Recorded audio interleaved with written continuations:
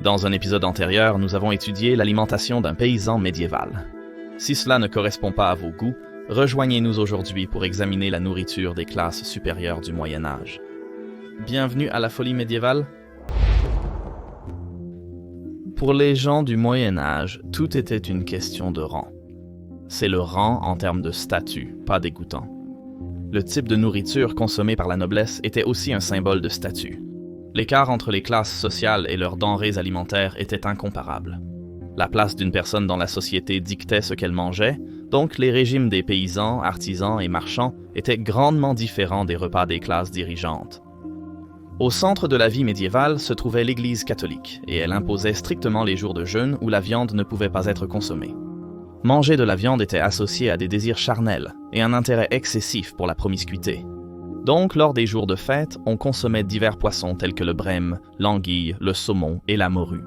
Le brochet était extrêmement cher et n'était servi que lors d'occasions spéciales.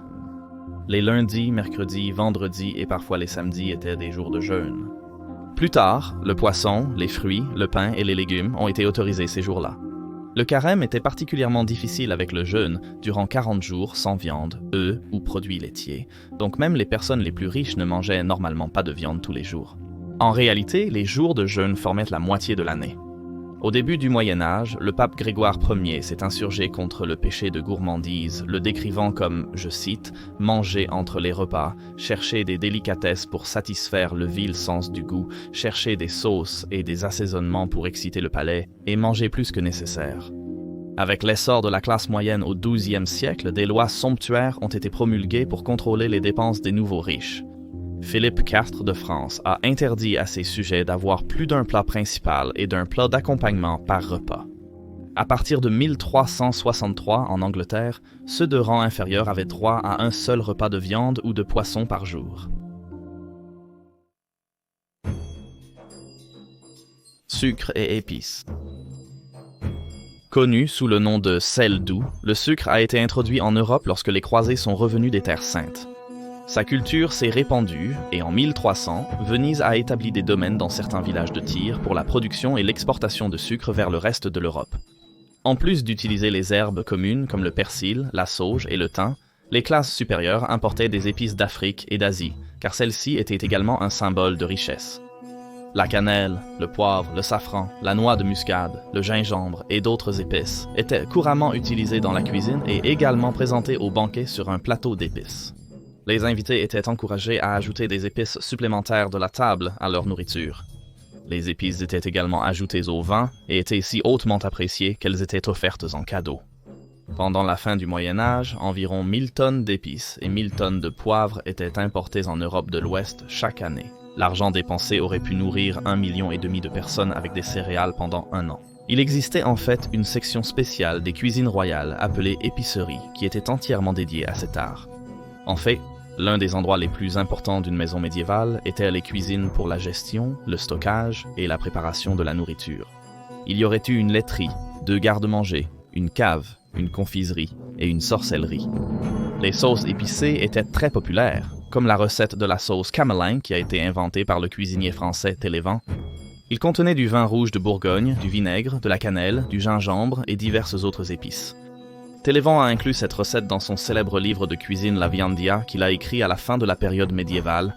Il a été le cuisinier de plusieurs rois de France ainsi que du duc de Normandie pendant les années 1400. Banquets. La compétition entre les hiérarchies domestiques et le statut des invités était facilement visible ici.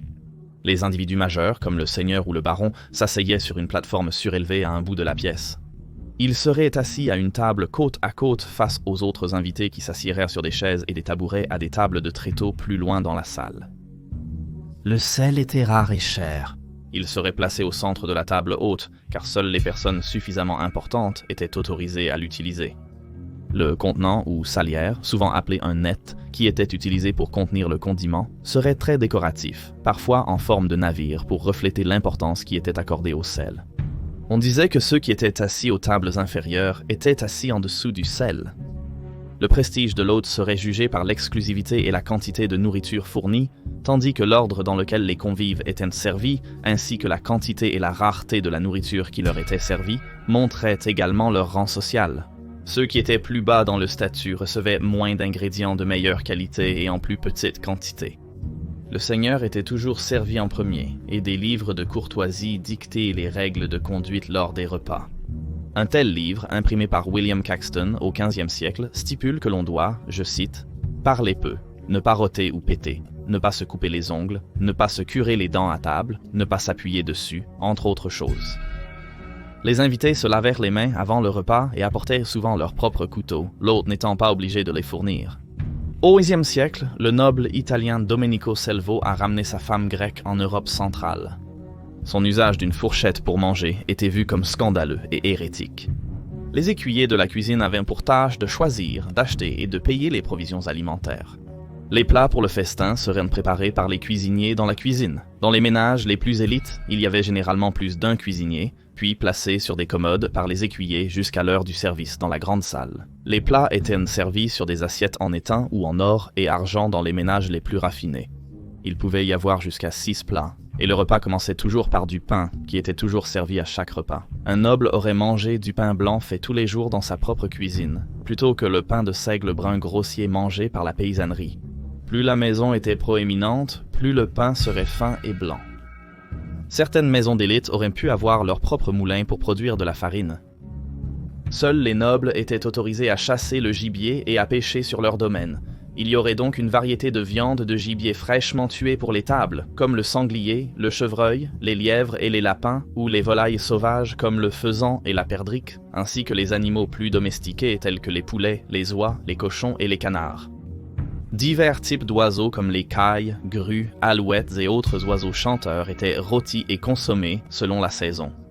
Les cygnes et les cigognes étaient principalement consommés par l'élite, généralement en tant que pièces maîtresses luxueuses plutôt que pour leur viande. Les légumes étaient probablement de saison et cueillis dans le jardin du seigneur.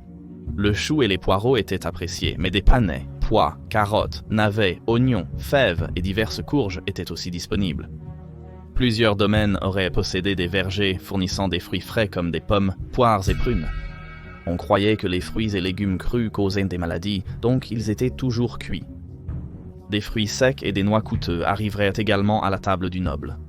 Les raisins, les figues, les dattes et les amandes étaient très recherchés en Europe centrale et du Nord et importés, tout comme les fruits méditerranéens tels que les oranges et les raisins.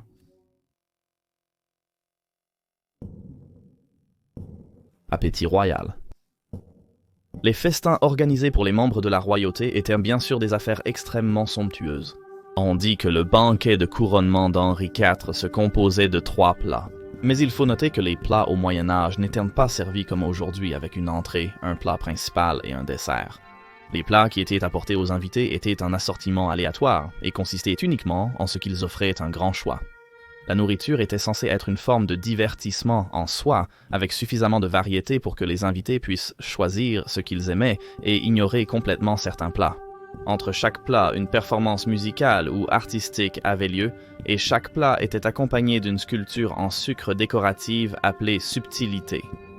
Chaque sculpture était faite pour représenter une forme de symbolisme religieux comme un ange ou un saint.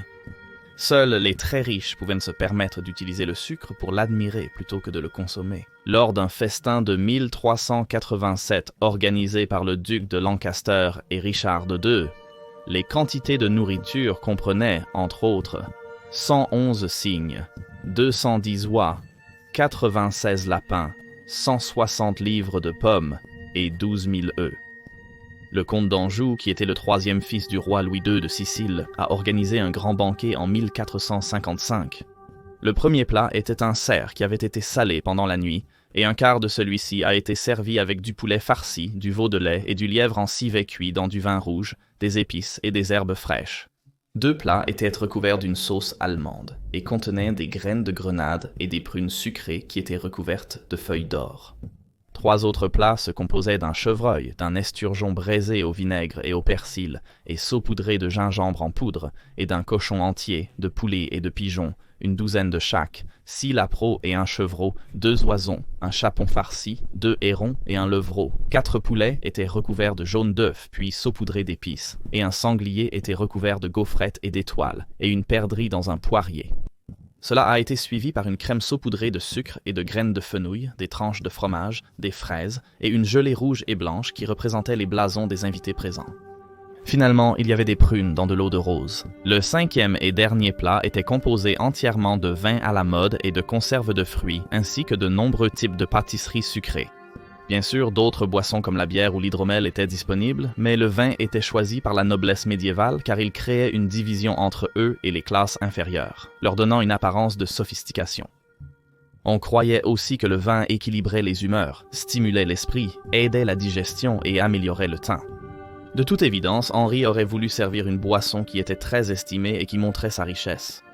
Il y avait toujours une sorte de spectacle théâtral lors d'un banquet de haut rang, et celui-ci ne faisait pas exception. La pièce maîtresse représentait un jardin vert et était entourée de branches et de plumes de paon.